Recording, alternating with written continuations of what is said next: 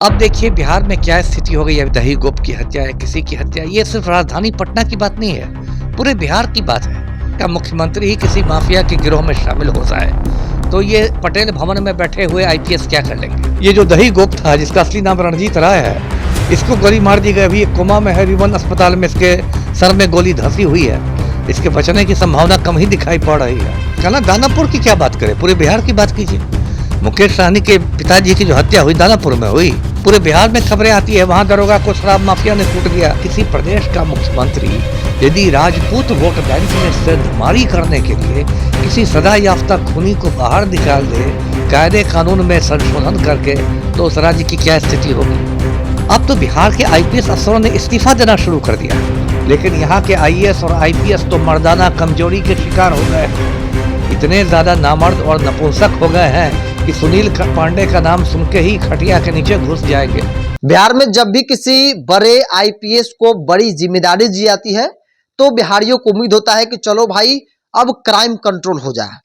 चाहे आरएस भट्टी हो डीजीपी बने, आलोक राज हो, विनय कुमार अब डीजीपी हैं, कुंदन कृष्णन पुलिस मुख्यालय बैठते हैं। इसके अलावा कई बड़े आईपीएस अधिकारी हैं जो चर्चित अधिकारी रहे हैं, उनको बिहार में बड़ी जिम्मेदारी दी गई है। लेकिन क्राइम को लेकर सुशासन बाबू की सरकार पर कई बार सवाल उठते हैं और आज भी सवाल उठ रहे हैं, क्योंकि राजधानी पटना में बीते दिन दही गोप चर्चित कुख्यात, जिन पर गोलियां चली, जिनके साथ उनके सहयोगी एक की मौत हो गई है, और दही गोप को लेकर भी कहा जा रहा है कि उनकी मौत हो गई है। कई बार एसएसपी दानापुर एसपी ने कहा कि भाई मौत हो गई, फिर उस बयान से पलट दिया गया। लेकिन सवाल है क्राइम को लेकर कि आखिर राजधानी पटना में व्यक्ति सुरक्षित नहीं है। नीलेश मुखिया को याद कीजिए, दीपक मेहता को याद कीजिए, दिन दहाड़े गोली चला दी जाती है।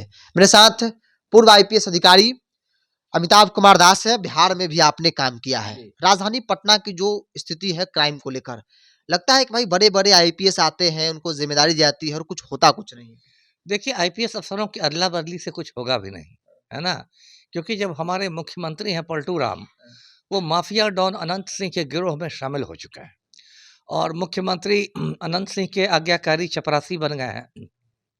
तो जब प्रदेश का मुख्यमंत्री ही किसी माफिया के गिरोह में शामिल हो जाए तो ये पटेल भवन में बैठे हुए आईपीएस क्या कर लेंगे, है ना। अब देखिए बिहार में क्या स्थिति हो गई। अभी आपने बताया दही गोप की हत्या है, किसी की हत्या, ये सिर्फ राजधानी पटना की बात नहीं है, पूरे बिहार की बात है। अभी याद होगा दर्शकों को, 2-4 महीना पहले दरभंगा में मुकेश सहनी के पिता जीतन सहनी की हत्या कर दी गई थी। टुकड़ों टुकड़ों से काट के मार डाला गया था। मुकेश सहनी कोई आम आदमी तो नहीं है, बिहार सरकार में मंत्री रह चुके हैं, वीआईपी पार्टी के सुप्रीमो हैं। जब उनके पूज्य पिता सुरक्षित नहीं हैं तो आप आम आदमी की क्या बात कीजिएगा। तो यही बिहार में सबसे बड़ी समस्या। अभी मैं अनंत सिंह की जैसे बात करूं, अब अनंत सिंह 5 बरस से जेल में बंद था, बेउर जेल में।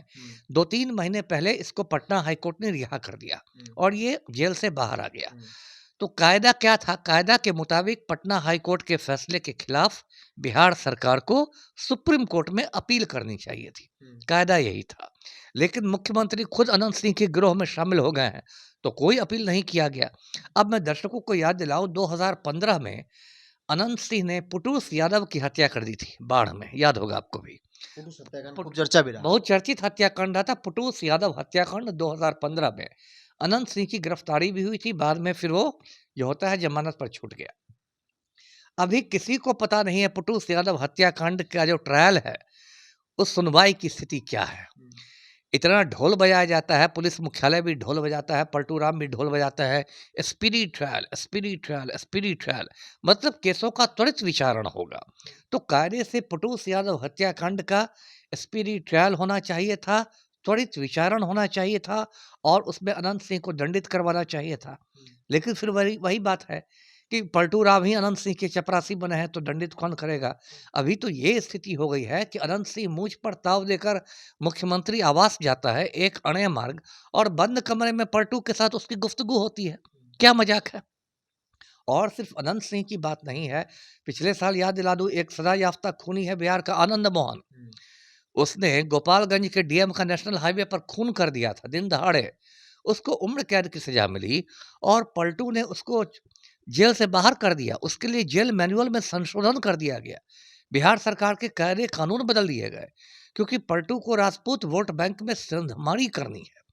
अब बताइए किसी प्रदेश का मुख्यमंत्री यदि राजपूत वोट बैंक में सेंधमारी करने के लिए किसी सजा याफ्ता खूनी को बाहर निकाल दे कायदे कानून में संशोधन करके, तो उस राज्य की क्या स्थिति होगी। तो ये सब जितनी भी बातें, अब तो ऐसा फ्रस्ट्रेशन हो गया है आईपीएस अफसरों में कि कोई दिल्ली भाग रहा है, कोई इस्तीफा दे रहा है। देखिए राजविंदर सिंह भट्टी सर थे, उनकी बहुत अच्छी छवि थी, कड़क छवि थी। जब वो बने थे डीजीपी तो बड़ी बड़ी उम्मीदें लोगों ने लगाई थी, लेकिन इतना उनका फ्रस्ट्रेशन हो गया कि बेचारे बिहार छोड़ के भागे, दिल्ली चलो का नारा लगा दिया। कि हुआ क्या, क्या काम करने पर पाबंदी लगा दिया जाता है? सरदार भट्टी सर के समय में सरदार पटेल भवन में जो पुलिस मुख्यालय है उसमें कुर्मी लॉबी थी, जिसको सीधे पलटू राम का संरक्षण प्राप्त था। अब कुर्मी लॉबी इतना ज़्यादा हावी हो गई थी कि भट्टी सर एक सिपाही को इधर से उधर नहीं कर सकते थे। डीजीपी होकर एक सिपाही को वो इधर से उधर नहीं कर सकते थे।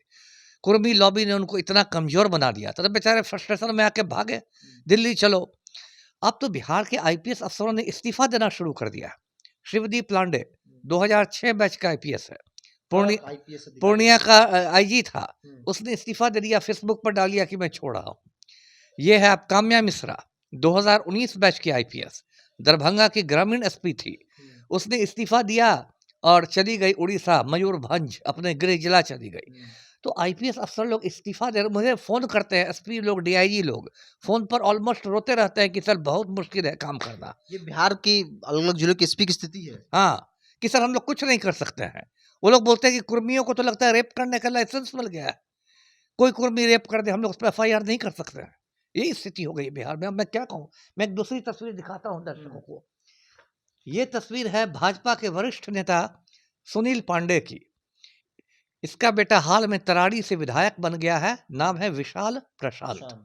ये 2-3 महीने पहले सुनील पांडे बहुत धूमधाम से भाजपा में शामिल हुआ। खुद जो प्रदेशाध्यक्ष है भाजपा के दिलीप जायसवाल, उन्होंने शामिल कराया। अब इस सुनील पांडे के हाथ में AK-47 राइफल है। दर्शकों को मैं बता दूं कि एक प्रतिबंधित हथियार है, कोई भी व्यक्ति AK-47 नहीं रख सकता।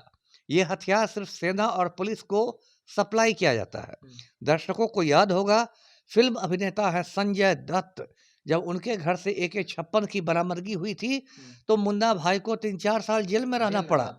तो कायदे से सुनील पांडे के घर पर बिहार पुलिस को रेड करके ये AK-47 राइफल बरामद करनी चाहिए थी, लेकिन यहाँ के आईएएस और आईपीएस तो मर्दाना कमजोरी के शिकार हो गए हैं।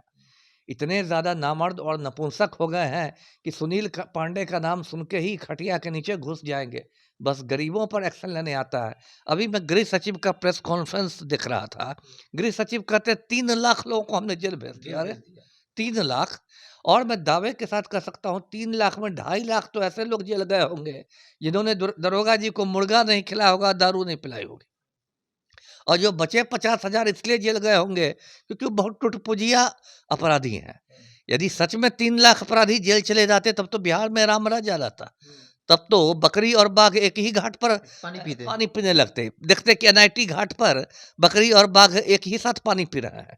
लेकिन 3 लाख को जो आपने जेल भेजा वो या तो निर्दोष थे या टुटपुजिया थे, क्योंकि सुनील पांडे को टच करने की औकात तो गृह आयुक्त में है नहीं।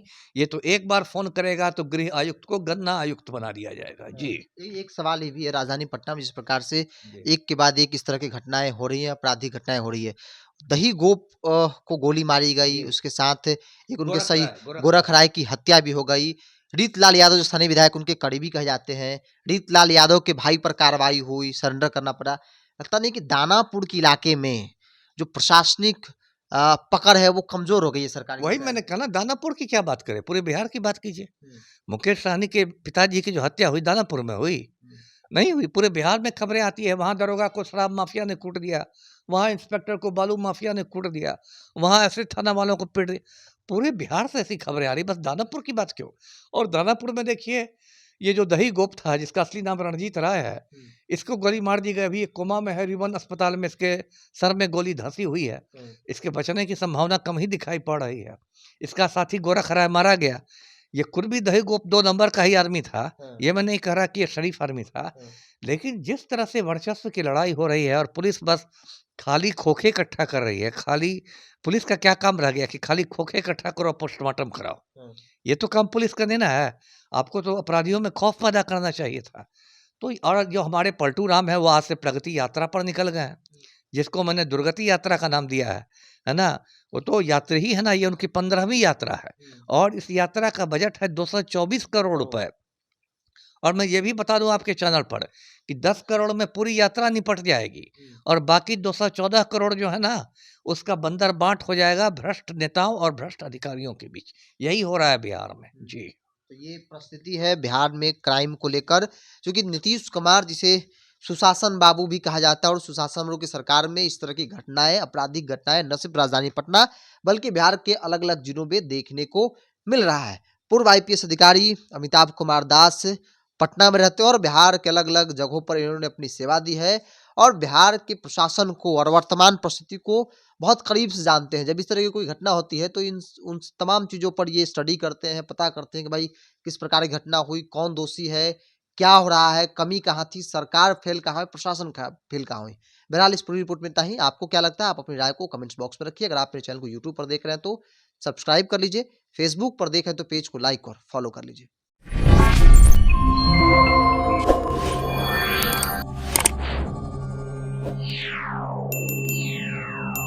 Yeah.